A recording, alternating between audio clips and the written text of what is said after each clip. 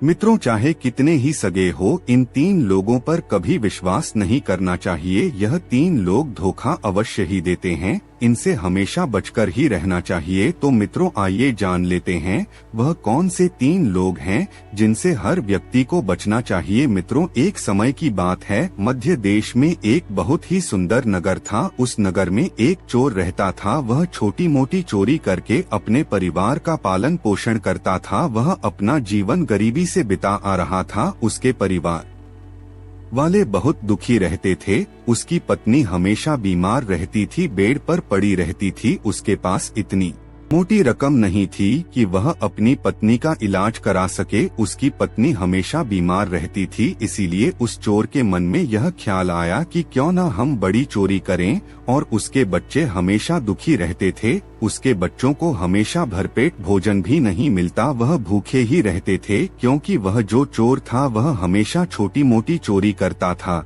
लेकिन उसके चोरी के धन से उसके परिवार का पूरी तरह से खर्च नहीं चल पाता था। एक दिन उसने सोचा कि पाप तो पाप होता है, चाहे छोटा हो या बड़ा। मैं चाहे छोटी चोरी करूं या बड़ी कहला आऊंगा तो चोर ही और पकड़े जाने पर दंड तो मुझे उतना ही मिलेगा, तो क्यों ना मैं बड़ी चोरी करूं। मित्रों, ऐसा निश्चय करके उसने उस नगर के राजा के खजाने को लूटने की योजना बनाई। रात होने पर वह राजमहल में घुस गया और किसी तरह जहां राजा का खजाना था वहां पहुंच गया। वहां पहुंचकर उसने देखा कि वहां पर खजाना तो बहुत सारा भरा हुआ है, सोने चांदी जेवरात से पेटियां भरी हुई हैं, लेकिन उस खजाने पर तो सैनिकों का सख्त पहरा था। सैनिकों का सख्त पहरा देखकर चोर को लगा कि उनकी आंखों में धूल झोंकना बहुत कठिन काम है और सोचने लगा कि यह तो साक्षात काल पहरा दे रहा है। अगर मैंने चोरी करने की कोशिश की तो जीवित नहीं बचूं। यह सोचकर चोर उल्टे पांव लौट पड़ा और लौटते समय उसने सोचा कि खाली हाथ लौटने से तो अच्छा है कि कुछ ना कुछ तो यहाँ से ले ही चलूं, मेरा यहाँ आना व्यर्थ नहीं होना चाहिए। चोर के दिमाग में विचार आया कि मुझे राजा के शयन कक्ष में जाना चाहिए जहाँ राजा सोता है, और शायद इस समय राजा अपने कपड़े उतार कर सो गया होगा। मैं राजा के राज वस्त्र चुरा कर ले आऊंगा और उन्हें पहनकर आसानी से धन चुराकर यहाँ से निकल जाऊंगा। पहरेदार को लगेगा कि मैं राजा हूँ, इसलिए वे मेरे रास्ते में नहीं आएंगे और मेरा काम आसानी से हो जाएगा। मित्रों, वह ऐसा निश्चय करके चोर राजा के शयन कक्ष के पास पहुँच गया और उसने धीरे से खिड़की के पास खड़ा होकर सिर को घुसाकर देखा तो अंदर का नजारा देखकर आश्चर्यचकित रह गया। उसने देखा कि राजा अपने बेड पर गहरी नींद में सो रहा है और उनकी रानी अर्धनग्न अवस्था में बेड पर बैठी हुई है। रानी को जागता हुआ देखकर चोर के हाथ पैर फूल गए और वह एक तरफ दीवार से सटकर खड़ा हो गया और रानी के सो जाने का इंतजार करने लगा। थोड़ी देर बाद फिर उसने उसी खिड़की से झांक कर देखा कि रानी सोई है या नहीं, क्योंकि वह सोच रहा था कि रानी सो जाए तो राजा के वस्त्र चुराए जाएं। चोर ने देखा कि रानी अभी भी उसी तरह बैठी हुई थी। यह देखकर चोर वहां रखी हुई टेबल पर बैठने लगा। जैसे वह टेबल पर बैठने की कोशिश किया तो उस पर रखी हुई पानी की गिलास नीचे जमीन पर गिर गई। उस आवाज को सुनकर राजा की नींद तो नहीं खुली, परंतु रानी तलवार लेकर बाहर आ गई और तलवार चोर की गर्दन के पास रख दी और बोली, कौन है तू और यहाँ किस लिए आया है?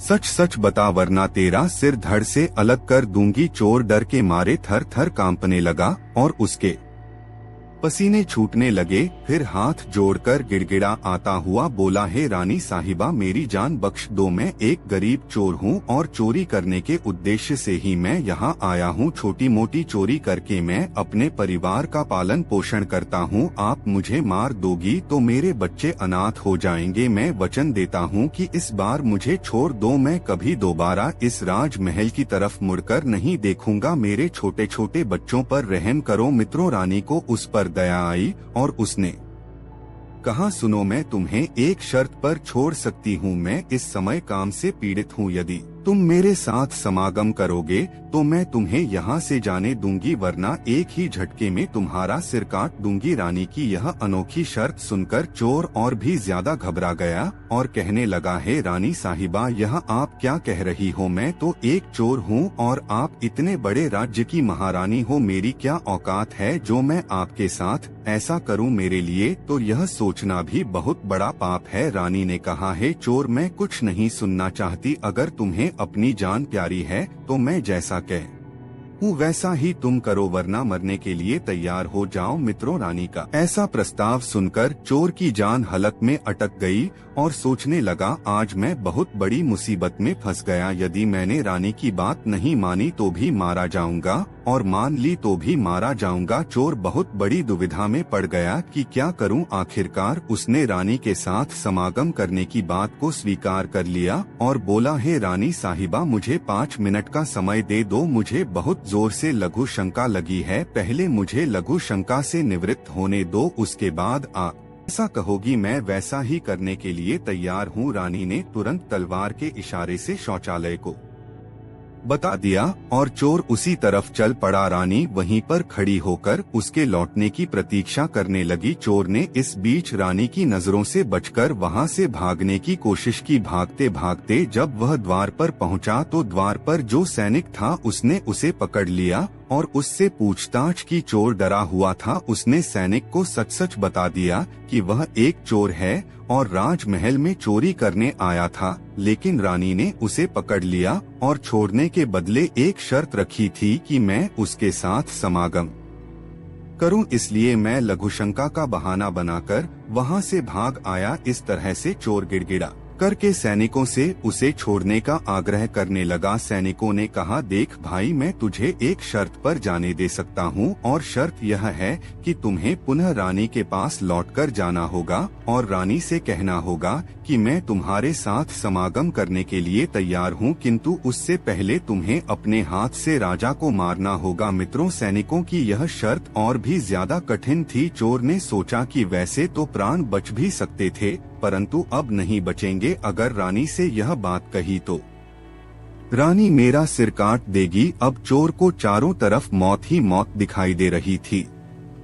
मजबूर होकर चोर वापस रानी के पास गया और बोला, है रानी साहिबा, मैं आपके साथ संबंध तो बना लूंगा, लेकिन मुझे एक बात का डर है कि उस समय राजा साहब नींद से जागे तो ना आप बचेगी और ना मैं। राजा साहब हम दोनों को मार डालेंगे। इसीलिए आपको एक काम करना होगा, आप अपने हाथ से राजा का सिर काट दीजिए, फिर हम निडर हो जाएंगे। अगर आप इतना कर सके तो मुझे आपकी शर्त मंजूर है, वरना मैं आपके हाथों मरना उचित समझूंगा। आप मुझे मार दीजिए। मित्रों, काम की वशीभूत रानी चोर से कहने लगी, ठहरो, यह कौन सी बड़ी बात है, मैं अभी राजा साहब को मौत के घाट उतार देती हूँ। इतना कहकर रानी ने हाथों से तलवार पकड़ी और सोए हुए अपने पति का सिर काट दिया। जब रानी ने राजा का सिर काट दिया तो सारा कमरा खून से लटपट हो गया और राजा के खून से रानी भी भीग गई। वह भयानक दृश्य देखकर रानी बेहोश होकर वहीं पर गिर पड़ी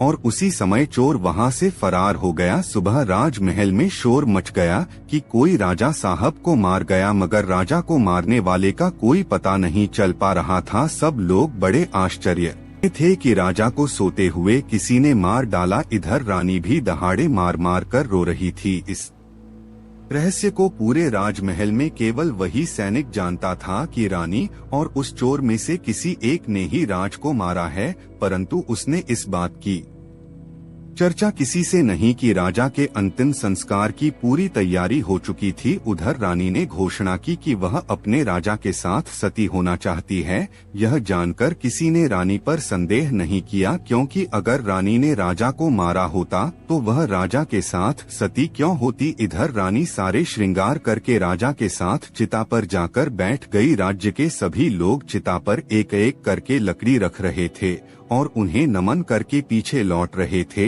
इस प्रकार सबसे अंत में वह सैनिक भी राजा की चिता पर लकड़ी रखने गया। जो इस रहस्य को जानता था उसने धीरे से रानी के कान में कहा, महारानी आप तो सती हो जाएंगी, लेकिन मुझे इतना तो बता दीजिए कि राजा को आपने मारा था या उस चोर ने। मित्रों, यह सुनकर रानी चौंक गई और वह समझ गई कि इसका मतलब इस भेद को यह सैनिक भी जानता है। रानी ने कहा, सुनो, राजा को ना तो मैंने मारा है ना उस चोर ने। अगर तुम्हें यह जानना है कि राजा को किसने मारा है तो तुम नगर से बाहर उत्तर दिशा में जो जंगल है उसमें चले जाओ। वहाँ पर एक कुटिया में एक बुढ़िया रहती है, वह तुम्हें इस रहस्य को जरूर बता देगी। सैनिक को यह रहस्य जानना था, इसलिए वह अगले ही दिन रानी के बताए अनुसार जंगल में चला गया। जंगल में पहुंचने पर उसे वह कुटिया दिखाई दी जिसमें वह बुढ़िया रहती थी। सैनिक उस बुढ़िया के पास गया और उसके पैर को पकड़कर बोला, माँ जी, मैं एक रहस्य जानने के लिए आपके पास आया हूँ। राजा साहब की हत्या किसने की, मुझे बताइए। तब बुढ़िया माँ कहती है, बेटा, अगर तुझे यह रहस्य जानना है तो तुम्हें एक काम करना होगा। मेरी कुटिया के बाहर एक बकरा बंधा हुआ है, तुम अपनी तलवार से उसका सिर काट दो और सिर काटते ही बकरे की दाढ़ वहीं गिर जाएगी और उसका सिर हवा में उड़ने लगेगा। तब तुम उस बकरे के सिर के कान पकड़कर लटक जाना। वह बकरे का सिर तुझे जिस जगह पर ले जाएगा वहां पहुंचकर तुझे तेरे सवाल का जवाब मिल जाएगा कि राजा को किसने मारा है। मित्रों, अब सैनिक ने वैसा ही किया। कुटिया के बाहर जो बकरा बंधा हुआ था, सैनिक ने उस बकरे का सिर काट दिया। सिर कटते ही वह हवा में उड़ने लगा। उसने झट से बकरे के दोनों कान पकड़ लिए। वह सिर उड़ता हुआ उसे उस भयंकर वन के बीचों बीच ले गया। उस जगह पर एक गुफा बनी हुई थी। उस गुफा के द्वार पर जाकर वह सिर नीचे उतर गया। सैनिक सोचने लगा कि इस जंगल में ना तो कोई मनुष्य दिखाई दे रहा है, यहाँ भला कौन मुझे राजा की मौत का रहस्य बताएगा। वह गुफा के द्वार पर खड़ा यही सोच रहा था और वह गुफा एक राक्षस की थी जिसमें वह राक्षस और उसकी एक बेटी रहते थे। अब शाम हो गई थी और वह राक्षस अपने भोजन के लिए बाहर गया हुआ था। गुफा के अंदर उसकी बेटी मौजूद थी। इधर जब राक्षस कन्या को किसी मनुष्य की गंध मालूम पड़ी तो वह द्वार पर निकलकर आई। उसने देखा कि एक हटा कट्टा नौजवान गुफा के द्वार पर खड़ा है। राक्षस कन्या ने सोचा कि अगर मैंने इसे खा लिया तो मेरी एक समय की भूख मिट जाएगी और अगर मैंने इसे जिंदा रखा तो यह नौजवान मेरे बहुत काम आएगा। राक्षस कन्या ने तुरंत एक सुंदर लड़की का रूप बनाया और उसके सम्मुख पहुंच गई। इतनी सुंदर स्त्री उसने आज तक पहले कभी नहीं देखी थी। वह सैनिक उसे देखते ही उस पर मोहित हो गया। लड़की भी उसे अपनाने के लिए आई थी, इसलिए उसे अपनी गुफा में बुलाकर ले गई और उसके साथ खूब मस्ती की। जब उस राक्षस का आने का समय हुआ तो लड़की ने उसे मक्खी बनाकर दीवार पर चिपका दिया। राक्षस आया और उसने लड़की से पूछा, बेटी, मुझे किसी मनुष्य की गंध मालूम पड़ रही है। मुझे लगता है कि कोई आदमी हमारी गुफा में घुस आया है। तब बेटी बहाना बनाती हुई बोली, पिताजी, आप कैसी बात कर रहे हैं? हमारे होते हुए कौन मनुष्य यहाँ आने की हिम्मत करेगा? मैं तो उसे कच्चा चबा जाऊंगी। इस तरह उसने राक्षस को गुमराह कर दिया। अब वह राक्षस कन्या रोज उसे रात होने पर पुरुष बना देती थी और दिन में उसे मक्खी बनाकर दीवार पर चिपका देती थी। इस प्रकार सैनिक को राक्षस की गुफा में रहते रहते काफी दिन बीत चुके थे। अब उसे अपनी पत्नी और बच्चों की याद आने लगी, परंतु वह राक्षस कन्या के चंगुल से नहीं निकल पा रहा था। एक दिन उसे मौका मिल गया और वह किसी तरह रात में वहां से भाग निकला। भागते भागते कई दिनों के बाद वह अपने नगर पहुंच गया। अपने घर पहुंचकर उसे बहुत खुशी हुई। अपने बच्चों से मिलकर वह बहुत प्रसन्न हुआ। वह सोचने लगा, अच्छा हुआ जो मैं वहां से चला आया, ना जाने कब तक वह मुझे मक्खी बनाकर वहां रखती। इस तरह उस सैनिक को अपने घर पर रहते हुए काफी दिन बीत गए। एक दिन उसे फिर उस लड़की की याद आई। अब तो दिन रात वह उसके ख्यालों में खोया रहता था। उसकी सुंदरता को याद कर उससे मिलने की इच्छा करता। उसके बिना ना खाना अच्छा लगता, ना पीना। हर समय यही सोचता था कि उससे किस तरह मिलन होगा जाए। सैनिक उस रात राक्षस की कन्या से मिलने के लिए तड़पने लगा और उसने फिर से उसके पास जाने का निश्चय किया। उसने सोचा पिछली बार तो मुझे उस बुढ़िया ने पहुंचा दिया था, लेकिन अब मैं वहां से भाग कर आया हूं, इसलिए मुझे रास्ते का भी ज्ञान नहीं है। क्यों न मैं एक बार फिर उस बुढ़िया की सहायता ले लूं। ऐसा सोचकर वह एक बार फिर से उस बुढ़िया की कुटिया पर पहुंच गया और हाथ जोड़कर बोला, हे माता, एक बार मुझे फिर से उसी स्थान पर भेज दो जहां पर मुझे पहले आपने भेजा था। अब वह सैनिक राजा की हत्या का रहस्य भूल चुका था। वह राक्षस की कन्या से मिलने की बेचैनी उसके अंदर बढ़ती जा रही थी। वह बुढ़िया समझ गई कि यह काम के वशीभूत है। उस बुढ़िया ने कहा, बेटा, पहले तो मेरे पास एक बकरा था जिसके कान पकड़कर तुम वहां चले जाते, अब तो वह भी नहीं है। अब मैं तुम्हें कैसे पहुंचा? तब सैनिक ने कहा, हे माता, मैं जीवन भर आपका गुलाम रहूंगा, एक बार उस लड़की से मुझे मिला दो बस। बुढ़िया ने कहा, बेटा, मैं तुझे मिला तो दूंगी, पर इसके लिए तुझे अपने बेटे को मेरे पास लाना होगा। सैनिक ने बोला, यह कौन सी बड़ी बात है मित्रों। इतना कहकर सैनिक वहां से अपने बेटे को बुलाने के लिए चला गया। फिर वह शीघ्र ही अपने बेटे को लेकर उस बुढ़िया के पास कुटिया में आ गया। अब बुढ़िया ने कहा, बेटा, जिस तरह तुमने बकरे का सिर काटा था उसी तरह तुम अपने बेटे का सिर भी काट देना, फिर उसी तरह इसका सिर भी हवा में उड़ने लगेगा। तुम इसका सिर पकड़ लेना और यह तुम्हें उसी स्थान पर पहुंचा देगा। मित्रों, काम के वशीभूत वह सैनिक अपने बेटे का सिर काटने के लिए तैयार हो गया। जैसे ही उसने तलवार लेकर अपने बेटे का सिर काटना चाहा, तब उस बुढ़िया ने उसका हाथ पकड़ लिया और कहने लगी, ठहरो, यही तुम्हारे प्रश्न का जवाब है। चाहे कितने ही सगे हो, इन पर कभी भी विश्वास नहीं करना चाहिए। पहला राजा को ना चोर ने मारा था और ना रानी ने राजा को हवस ने मारा था। जिस तरह काम वासना में अंधा होकर तुम अपने बेटे को मारने के लिए तैयार हो गए, इसी हवस के भूत होकर मनुष्य अंधा हो जाता है और गलत से गलत काम भी कर जाता है। दूसरा, धन के लालच में आकर कोई भी किसी को मार डालता है। और तीसरा, क्रोधी व्यक्ति क्रोध में अंधा होकर सब कुछ भूल जाता है और वह सब कर डालता है, जिससे जीवन भर उसे पछताना पड़ता है। क्रोध में उसकी बुद्धि विवेक विलुप्त हो जाती है और वह अपना पराया कुछ नहीं देख पाता। तो वासना के वशीभूत सैनिक, इन तीनों से मनुष्य को हमेशा बचकर रहना चाहिए, अन्यथा जीवन भर पछताना पड़ता है। मित्रों, अगर यह कहानी आप लोगों को पसंद आई हो तो कमेंट बॉक्स में जय श्री कृष्णा राधे राधे लिख कर के वीडियो को लाइक करके चैनल को सब्सक्राइब करके बेल आइकन ऑल पर प्रेस कर लीजिए, जिससे आप सभी लोगों को प्राचीन कथाएं और कहानियां सबसे पहले प्राप्त हो सके। वीडियो देखने के लिए धन्यवाद।